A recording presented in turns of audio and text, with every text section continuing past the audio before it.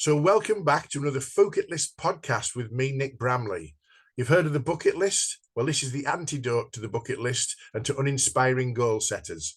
So if you're a motivational speaker or a regular goal setter who's challenging yourself for likes and clicks on social media, you might just want to click off now. This is not the podcast for you.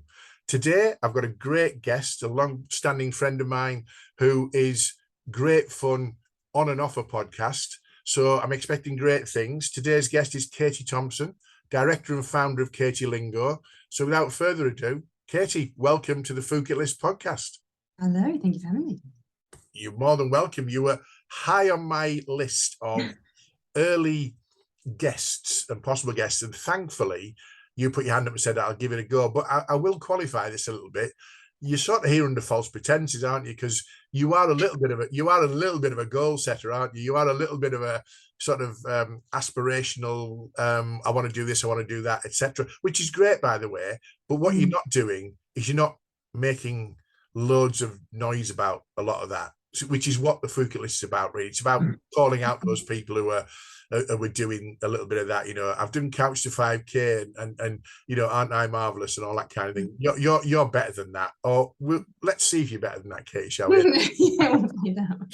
So we talk about three things that you've got zero intention of ever looking to achieve or aspire to, and one thing that you do, and I share one of each with my guests over the course of the podcast. So without further ado, let's crack on your first one. Now, your first one, I think there's probably a backstory that we need to know, but what is it that you got no intention of ever doing again? Well, it's interesting when you say there's a backstory to it, because when you say that the thing I would never do is drink whiskey again, you immediately assume I've ended up with my head in a toilet, which has probably happened, but with gin. But the whiskey story, well, I think the last time I drank whiskey was on a tour in Edinburgh with my partner Craig, and I was really going, really struggling through it. But I said to him, like, this is a birthday present for you, and I don't really like whiskey, and I'll tell you for why. Technically it's bourbon, I suppose. I'm not really sure of the semantics, but when I was a child, I grew up, there were 6 children in one house, and head lice would be bandied about between us, and it was a chronic problem because there were 6 of us. And I think they must have become immune to the shampoos or whatever. So my mother, in her infinite wisdom, decided to steal some of my dad's Jack Daniels. They had been divorced for many years. Yeah. And put me in the bath, 8 years old, and put Jack Daniels on my head. And she said it was like the Titanic at the bottom of the bath. And I think from there on. Well, hang on. Right. So there's a whole industry around eradicating head lice. It's a genuine problem at primary and infant school level. My wife's a teaching assistant. They have outbreaks, and they're hard to control. And girls in particular have to put the hair up and all those kind of things. And pretty voracious, these bloody things, aren't they? But no one's ever said to me, waste good Jack Daniels pouring it on your head to get rid. But apparently, from what you said, it worked. Well, yeah, definitely. I can't remember if that was the end of it, but what I do remember is a few months later, what my mum did is got some tea and topped up the bottle, because, as I say, they were divorced, they weren't really getting on very well. Yeah. And my dad, a few months later, went to open his Jack Daniels and said, they'd obviously separated. He was like, this looks like it's been topped up with tea. Yes. I don't know. So is the whiskey down to the trauma of your parents' divorce, the trauma of sitting in a bath having your head covered in Jack Daniels, or just the fact that it's a pretty acquired taste, isn't it? Whiskey, it's of all of the spirits, for me, of all the spirits, it's got the strongest kind of reaction, as it's very, very powerful. I quite like a really nice single malt, but I wouldn't choose one over a gin and tonic, which probably makes me a peasant in the eyes of some people. But it's a tough drink, isn't it, to get into? But your backstory, I had visions of you, your head down the toilet when you said there's a backstory. No idea of connecting that with head lice. No, well, I have plenty of head down the toilet stories, but just from other drinks. Yeah.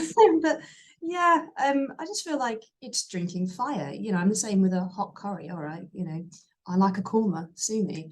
I have eaten the world's hottest chili pepper before. I'm going to have to sue you for the comma, by the way. But that's not one of your three things. The ambition to eat a fowl or a vindaloo. So we'll move on from that. But I guess just the whole essence of whiskey brings back memories, and I totally love the backstory of. And now you've probably set a lot of people in motion. You know, people who've got kids who are sat there. You know, they've breaking up for the summer holidays. Have brought head lice into the house. Let's get the Jack Daniels out. Just don't top it up. Just finish the bottle. It's probably easier. Yeah, she should have done that. Yeah. Good stuff. What a backstory! Brilliant. That's a good start. The second one is I'm totally with you on the second one. The second one just feels wrong. Although I see why people do it. So what's your second one that you've got no intention of ever doing, Katie? So I know you and I have the same problem, but I wear lenses, visually impaired, and I don't think I would ever get laser eye surgery. It creeps me the hell out. Well, I can't even wear lenses because I can't have anything on my eye. If somebody points to my eye or points at my eye or somewhere near my eye, it's just like a real cringy thing. I don't know where that comes from. There's probably some childhood trauma hidden away somewhere with a pencil, I would imagine, at school. I don't know. I've no idea.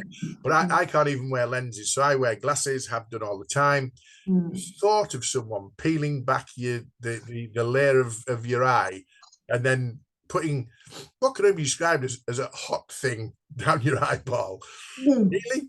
Do you know anyone who's had it done, Katie? My uncle's had it done, and you know, he told me all about, oh yeah, they peel it back. He was laughing about it, and he was like, yeah, and you can smell the burning flesh. What? Hang on. So he was awake?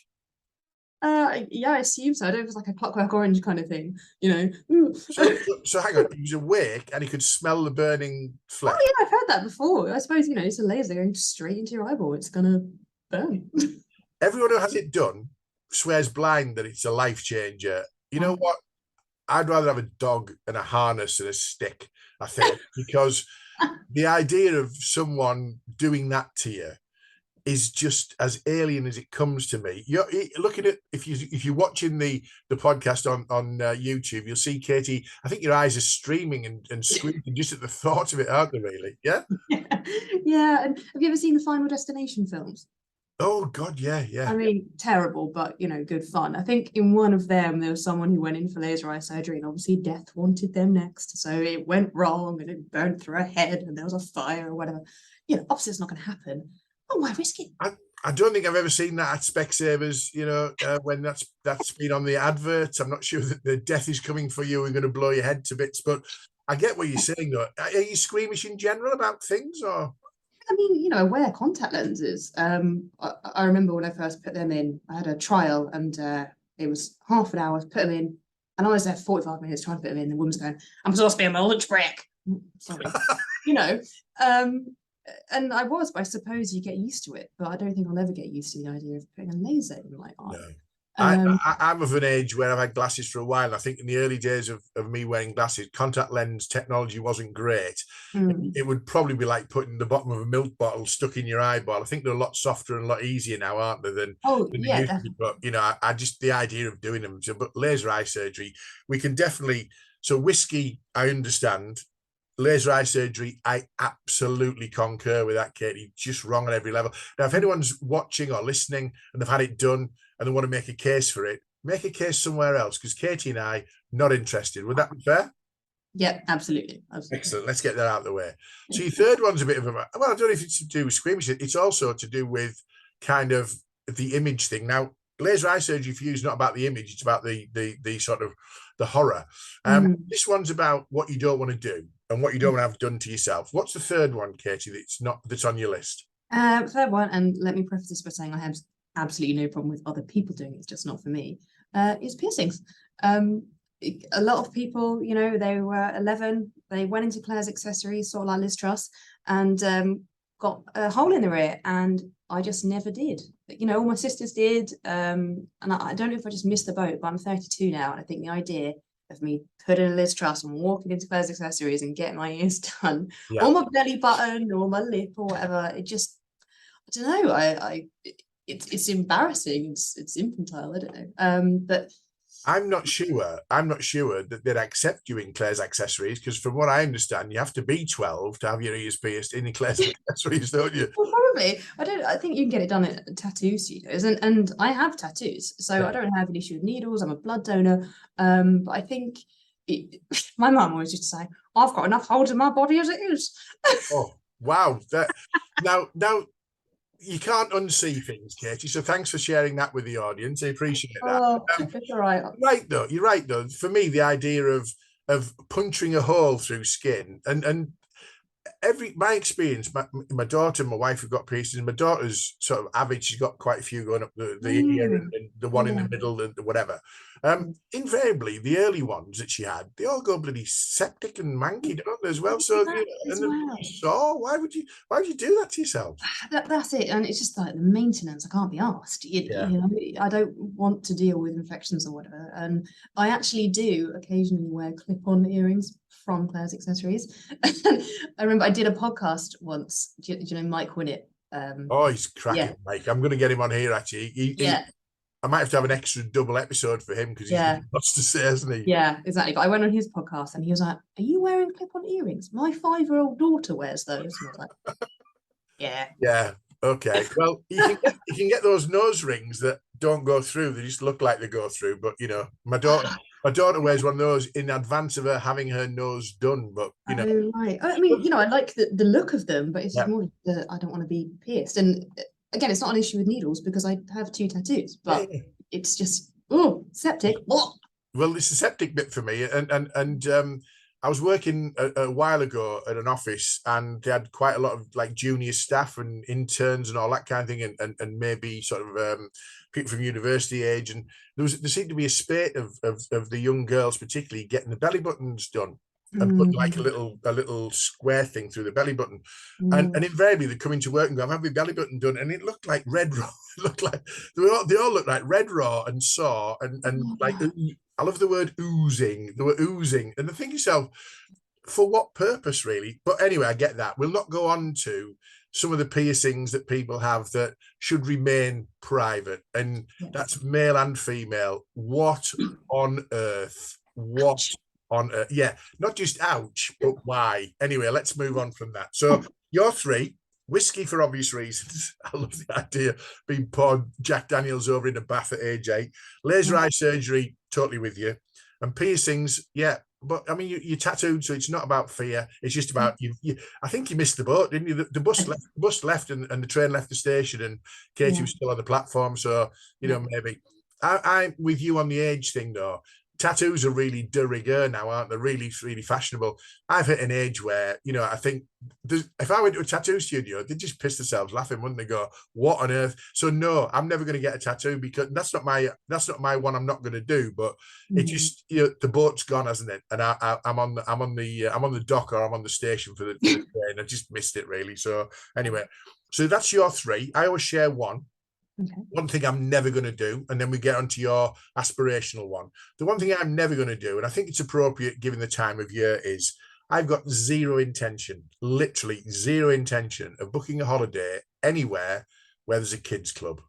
A kids club in a holiday environment is my idea of hell. Have you been on anywhere where there's kids around that, like running around the pool, and they're always noise. I don't mind the noise. I'm quite a noisy bugger myself, but bloody hell, kids clubs, I don't know why they have them.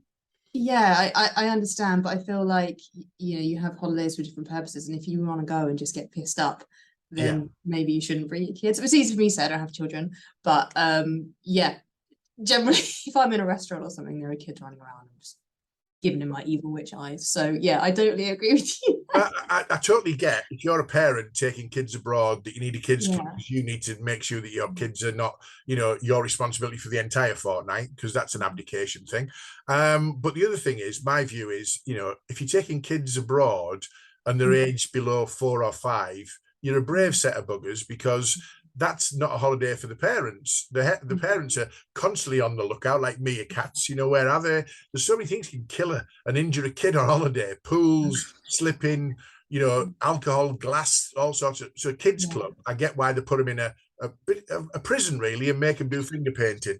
But it's not for me. Not for me. If there's anywhere that says we've got a kids club, I'm looking next door. I want to go adults only, not for that reason. I want to go adults only, and I want to go somewhere where, you know, I've got 2 kids of my own. They're not kids anymore. They're grown up. I love my own kids. Not a big fan of most of the people's, but let's move on from that. So that's our 3 and 1.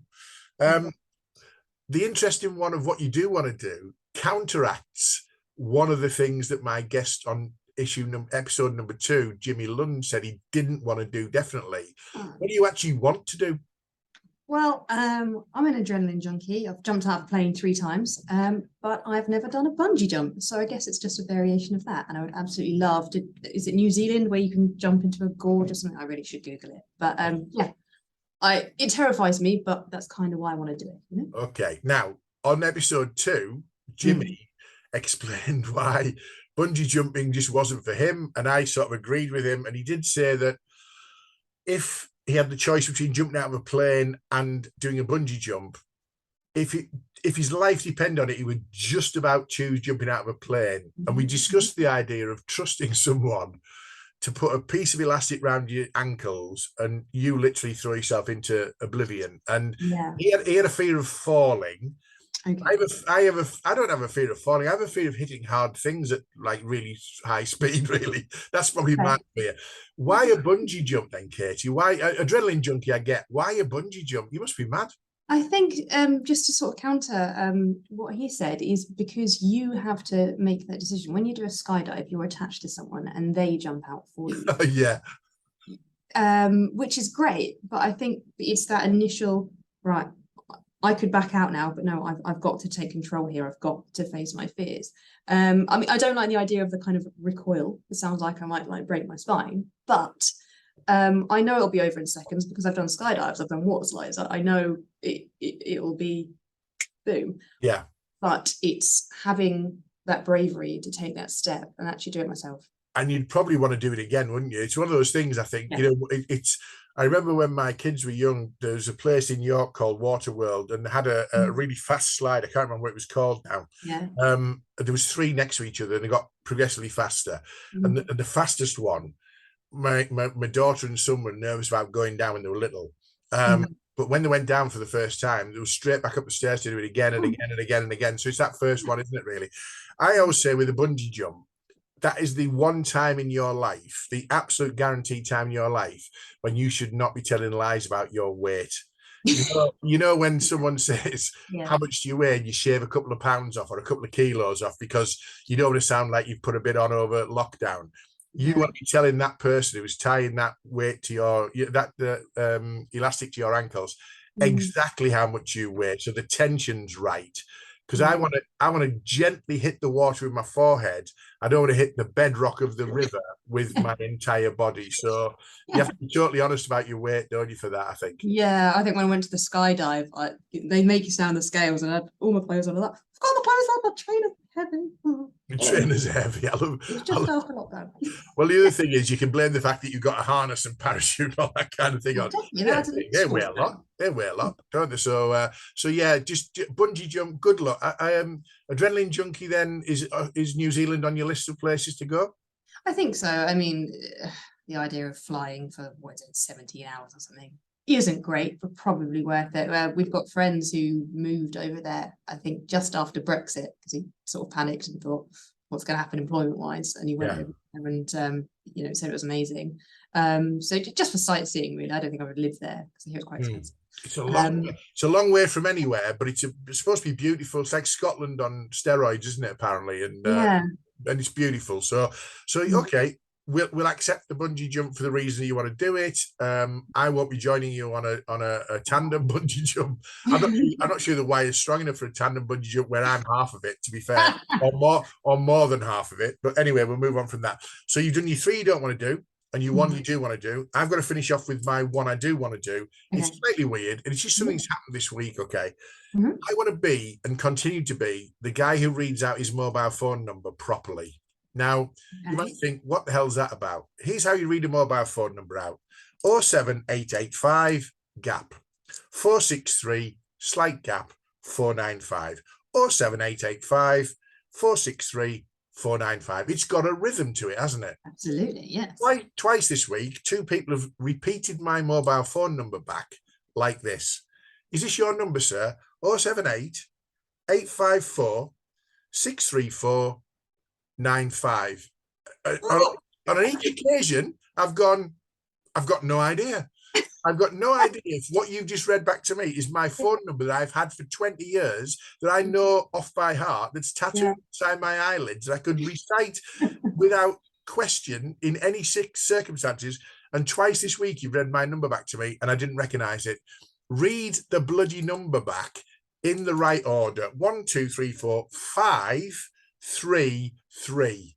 Don't read it out as 078 854 634 95. I've no idea. So I'm going to continue to be the old fart who reads the number out properly. And wherever I see people doing it incorrectly, as far as I can see, I'm going to challenge them.